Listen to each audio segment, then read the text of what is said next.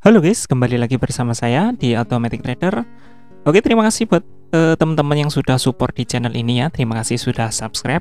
Oke teman-teman, jadi di video kali ini saya mau sharing tentang tipe data atau tipe-tipe data yang sering digunakan untuk membuat EA teman-teman ya. Jadi kalau misalnya teman-teman pengen ngoprek EA, kalau ada pengetahuan dikit-dikit tentang ini ya, bahasa-bahasa pemrograman tentu akan lebih baik lagi teman-teman ya. Jadi bisa lebih tahu, oh ini sebenarnya data yang mungkin nggak apa-apa kalau diganti gitu. Kalau yang ini sebaiknya jangan diganti gitu. Nah itu tentu lebih baik lagi ya teman-teman. Jadi kalau untuk otak-atik saya kira nggak perlu pengetahuan yang terlalu luas tentang apa namanya itu coding ya. Tapi kalau tahu dikit-dikit itu udah lumayan teman-teman ya. Bisa lah diutak-atik itu. Oke, jadi kita sudah mau coba download ya pakai EA ini multi time frame yang di sini ya punya kita. Kita masuk ke sini ya, link ini semawur. Oke, kita mau download langsung dari sini. Kita bukan robot, jadi langsung kita klik aja situ. Kita nunggu di sini generate link ya. Oke, kita generate link aja ini, klik aja. Oke, sini sudah ada get link, kita klik lagi get link ya. Nanti dia masuk ke sini dia. Oke. Ini Google Drive, kita langsung aja klik ya di situ, nanti juga dia ke download sendiri. Nah ini dia sudah download, kita close aja Google Drive-nya. Kita tunggu sebentar dan dia sudah selesai. Kita tampilkan dalam folder ya teman-teman seperti ini. Oke, kita sini klik kanan, pilih aja copy seperti biasa teman-teman, masuk ke MT4 seperti biasa ya. Pilih file, open data folder, kemudian kita akan kopikan atau pastekan file EA multi time frame tadi ke sini teman-teman ya, ke bagian export ini teman-teman ya. Oke, kita langsung paste dari sini. Nah ini dia ya, sudah muncul. Kita close saja bagian folder ini, kita masuk ke navigator, export advisornya klik kanan, kemudian refresh saja, nanti dia juga sudah muncul teman-teman ya. Kita tunggu sebentar dan ini dia ya, langsung klik kanan lagi, kita modifikasi biar kita tahu untuk isinya gitu ya teman-teman ya. Jadi ini dia isinya. Oke, jadi untuk tipe-tipe data yang sering dipakai itu ya, salah satunya ini sudah ada di atas, yaitu INT atau integer ya, integer gitu tulisannya. Jadi ini biasanya dipakai untuk bilangan-bilangan bulat teman-teman ya. Jadi misalnya di sini contoh yang sudah ada ini adalah magic number ya. Jadi karena dia bilangannya kan 100 itu ya, jadi bilangan yang seperti itu. Dia menggunakan tipe datanya integer. Jadi misalnya ini dihapus, nanti dia jadinya error. Jadi karena variabel magic number ini belum dideklarasikan tipe datanya teman-teman. Jadi kalau kita compile hasilnya akan error. Nah ini dia teman-teman ya, malah ada 5 error dan 8 warning. Jadi error teman-teman. Jadi ini harus dideklarasikan dulu untuk tipe datanya itu jenisnya apa. Jadi ini jenisnya integer ya teman-teman. Oke, integer seperti ini. Jadi ini biasanya digunakan untuk bilangan-bilangan bulat gitu teman-teman. Kemudian untuk yang kedua itu adalah double teman-teman ya. Jadi bilangan tipe data yang kedua adalah double. Ini biasanya dipakai untuk bilangan-bilangan desimal gitu ya. Ini contohnya lot di sini ya. Jadi kalau untuk lot di sini kan 0,01 ya biasanya stepnya ya. Kalau broker dari luar, kalau dari lokal biasanya dari 0,1 ya, tetap juga dia pakai desimal teman-teman ya. Jadi kalau untuk desimal seperti ini ya, ini tipe datanya biasanya pakai double teman-teman ya. Jadi kalau di sini dijelaskan di barisan ini teman-teman ya. Nih kalau misalnya kita mau menjelaskan bahwa ekstern ini adalah jenis variabelnya, itu ada variabel yang apa ya, bukan ekstern dan ada variabel ekstern gitu ya. Jadi di sini kalau dihapus ini pun nggak masalah teman-teman ya. Sini kita compile hasilnya nggak masalah. Jadi kalau ekstern ini tipe variabelnya gitu. Kalau double ini jenis datanya. Jadi jenis datanya ada yang double, ada yang integer gitu ya teman-teman. Jadi kemudian kalau lots ini adalah nama variabelnya teman-teman. Jadi ini lots ini cuman istilahnya, ini bisa diganti apa aja teman-teman. Tapi kalau kita ganti di sini di bawahnya kemungkinan akan terjadi error. Kenapa? Karena ya lots ini variabelnya sudah dipakai. Jadi untuk nama variabel lot ini kan sudah dipakai di bawah sini teman-teman ya, di sekitar bawah sini. Jadi karena kalau ini diganti kan nilai atau variabel yang di bawah yang sudah dipakai itu kan belum dideklarasikan, jadi harus dideklarasikan lagi gitu. Misalnya ini kita ganti nggak usah kita ganti lah ya. Ini kita tambah aja gini misalnya teman-teman, bisa biar enak aja, biar nggak terjadi error gitu ya. Ini, aduh, sorry kok malah itu ya. Ini kita copy dulu, kemudian kita paste di bawah. Nah, ini lotnya kalau misalnya kita ganti dengan Bambang gitu juga nggak masalah teman-teman ya. Jadi Bambang gitu nih.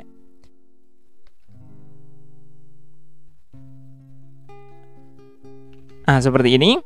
Nah, ini hasilnya nggak ada error teman-teman ya kalau kita compile. Nah, seperti ini hasilnya nggak ada error. Tapi kalau lotnya dibuang ini, karena ini kalau sudah dipakai tadi seperti yang saya bilang ya, nanti hasilnya error ya teman-teman ya. Kita compile saja, kita buktikan ini dia error ya teman-teman ya.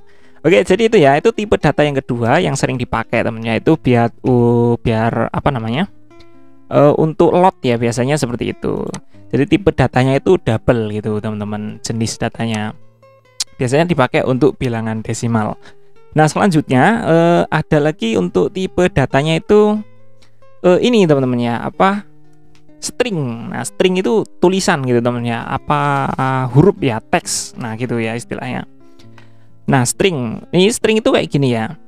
Ini kayak biasanya diapit dengan tanda petik gitu teman-teman ya. Ini kayak EA generator www.forecadvisor.com. Nah, ini bisa diganti dari sini ke belakang sini teman-teman ya. Misal diganti siapa ya? Yang paling enak Bambang memang ya. Bambang gitu ya, nggak masalah teman-teman ya. Kita compile aja di sini, hasilnya nggak akan error teman-teman ya. Tapi kalau petiknya dibuang, nah ini malah jadi masalah dia ya teman-teman ya. Nah, seperti ini kita compile, ini malah jadi variabel yang belum dideklarasikan gitu teman-teman. Nah, ini dia error, kita lihat di atas. Nah, ini ya, Bambang undeclared identify. Nah, inilah pokoknya ya. Jadi ini Bambang ini belum dideklarasikan gitu. Maksudnya apa nih Bambang nih gitu. Tipe datanya apa? Dia sebenarnya siapa gitu ya, teman-teman. Gitu ya lah kurang lebih ya. Nah, jadi gitu, ini string. Jadi string itu tulisan, biasanya terletak di beberapa tempat teman-teman ya. Itu biasanya kalau kita mau mengkhususkan EA-nya untuk pair tertentu itu pakai string gitu ya, pairnya teman-teman. Sini kita ambil contoh ya, itu di ini periode ini 0 ini teman ya. Kita bisa lihat di sini string mintanya dia teman-teman. Nah, ini ya. Di bagian sini nih teman nih. Nah, ini string nih.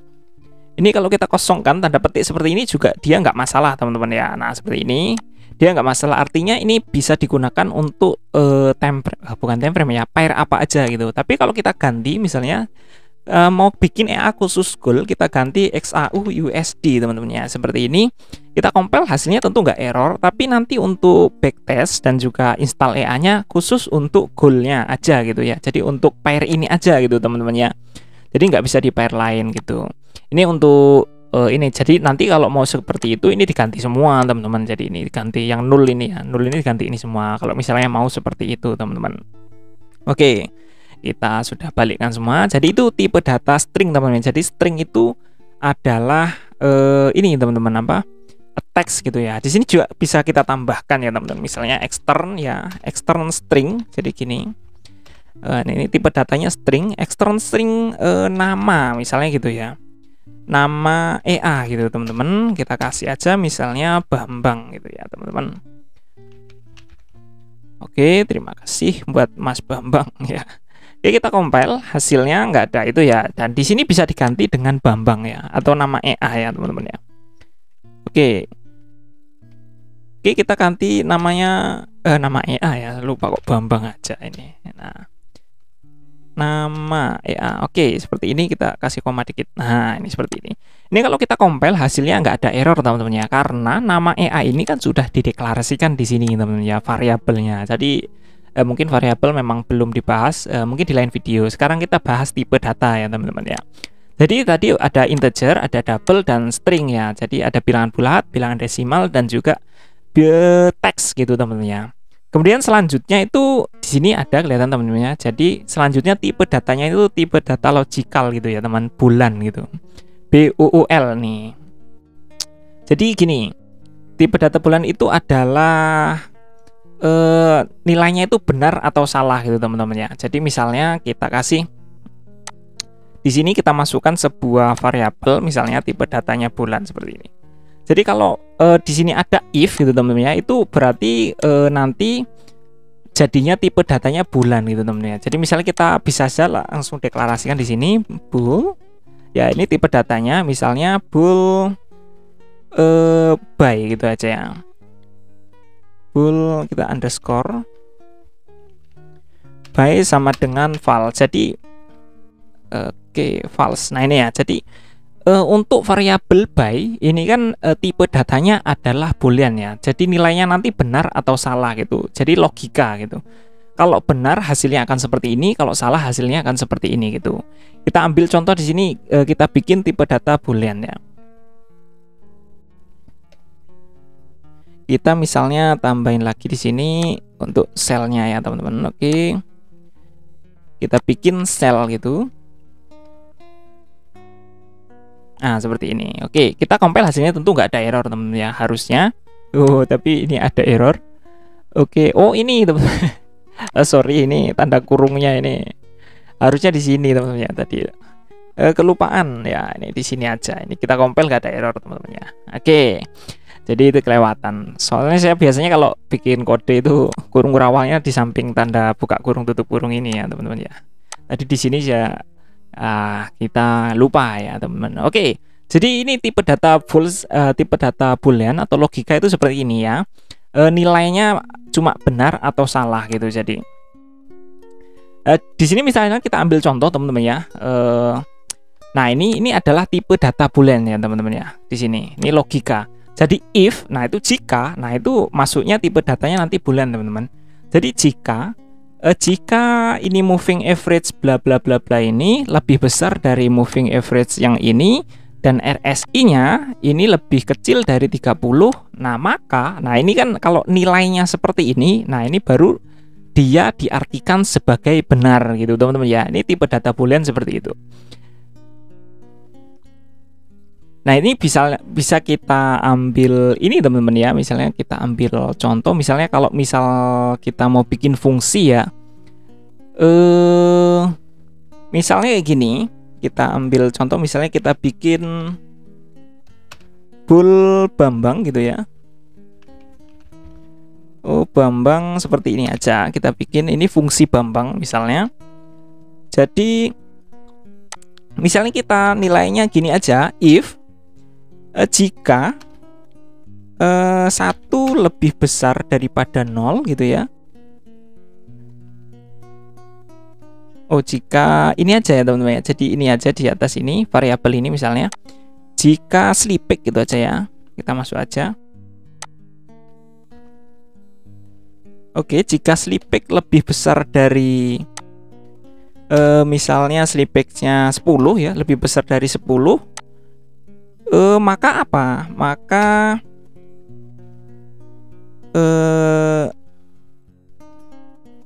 nih return sama dengan ini ya teman-teman ya. Returnnya false gitu aja. Nah gini. Oh ini belum kasih titik koma. Oke, kita compile. Nah gini ya teman-teman.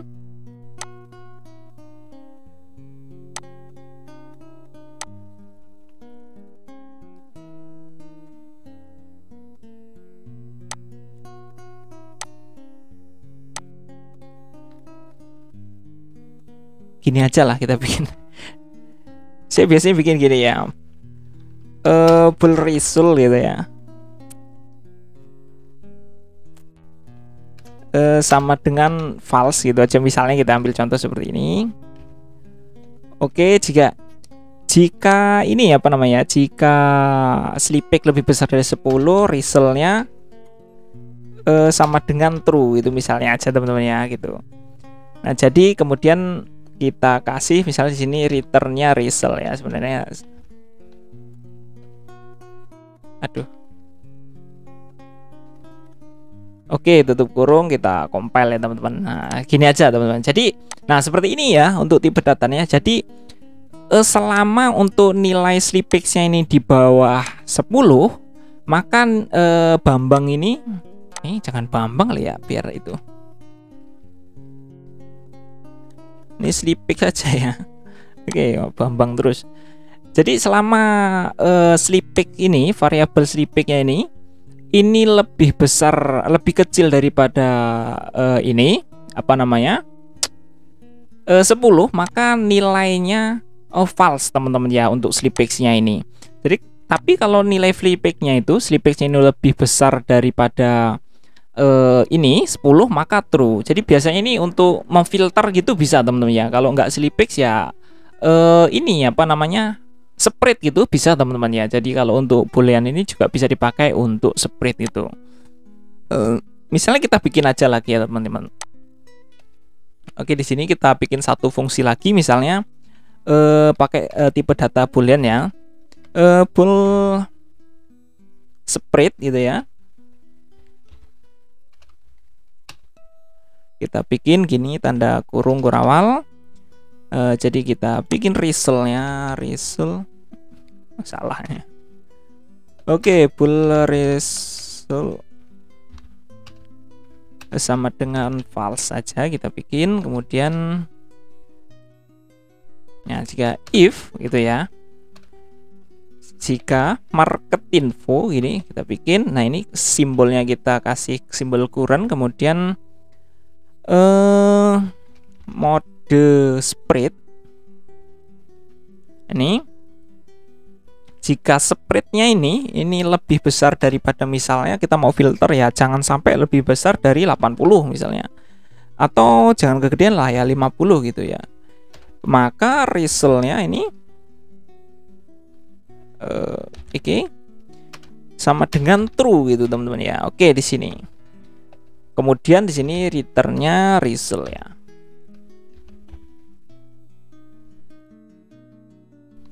Tutup kurung, kita compile ya. Nah, sini ya. Jadi ini bisa memfilter untuk spreadnya teman-teman. Jadi kita bisa pakai ini. Jadi kita bisa tambahkan ke sini teman-teman.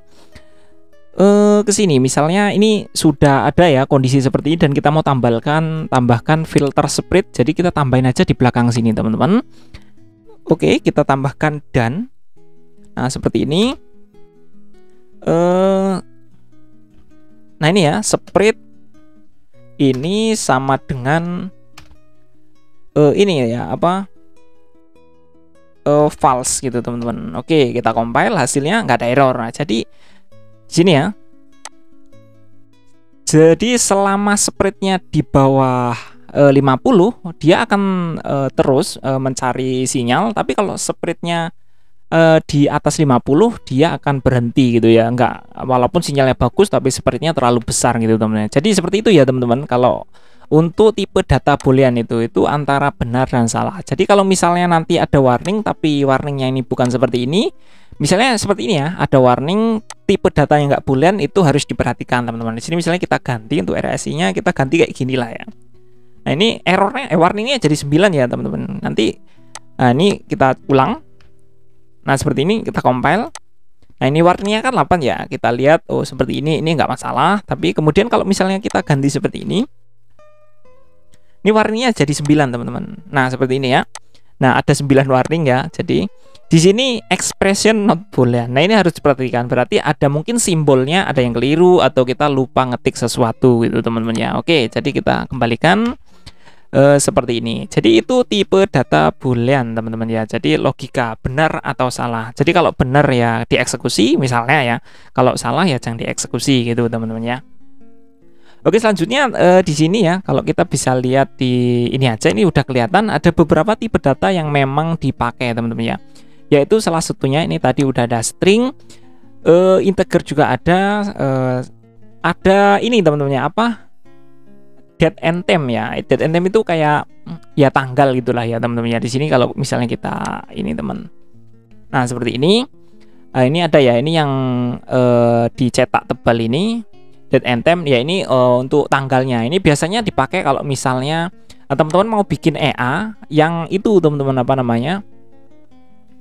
Yang dikasih expired gitu teman-teman ya. Jadi ini bisa dipakai itu. Jadi ini sudah pernah saya bikin untuk videonya untuk ngasih expired ke EA itu ya teman-teman ya. Itu ya tinggal dibikin teman-teman sebenarnya ya, date and time, date time gini ya. Aduh, salah ya, date time.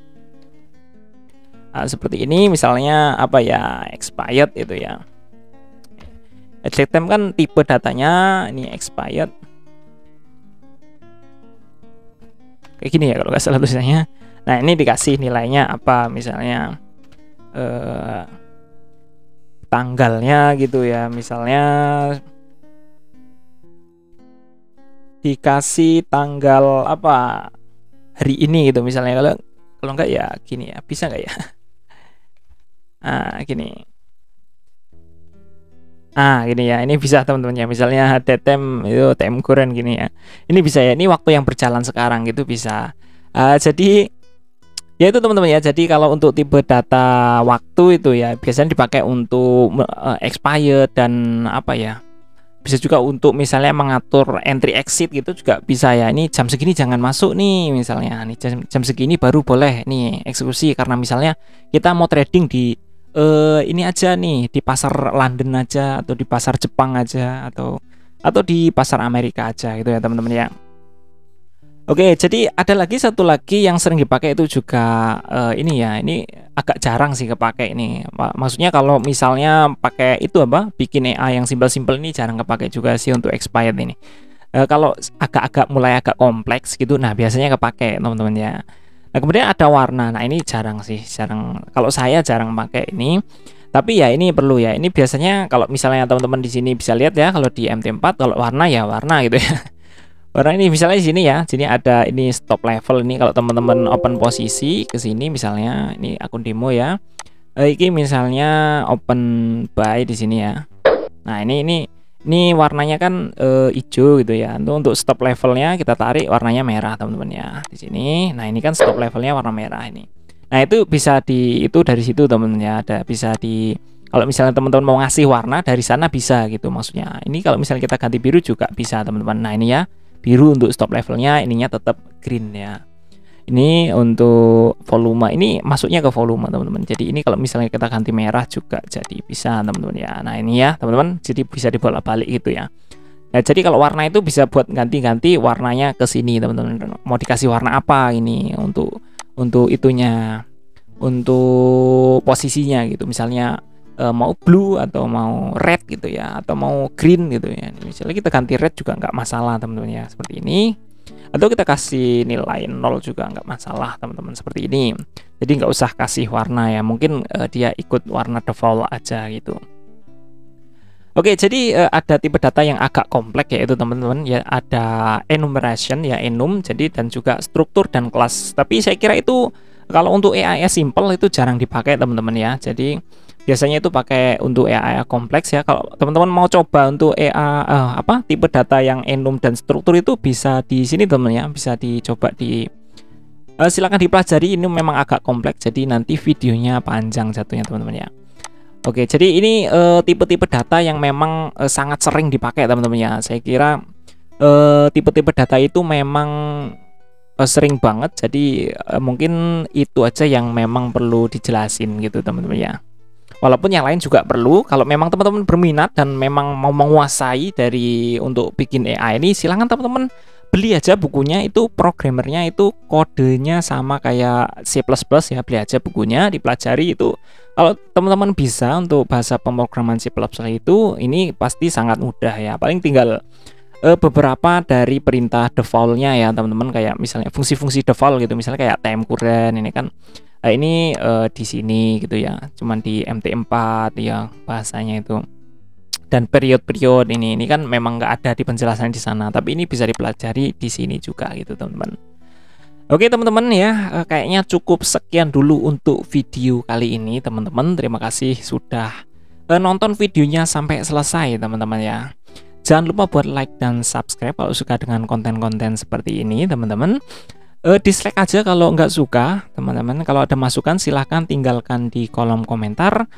Mohon maaf kalau ada kesalahan dan kekeliruan dalam menyampaikan informasi, bukan maksud ada kesengajaan. Silakan koreksi dan tambahkan informasi yang memang lebih akurat di kolom komentar teman-teman ya. Oke, jadi semoga video ini bermanfaat. Sampai ketemu lagi di video saya selanjutnya.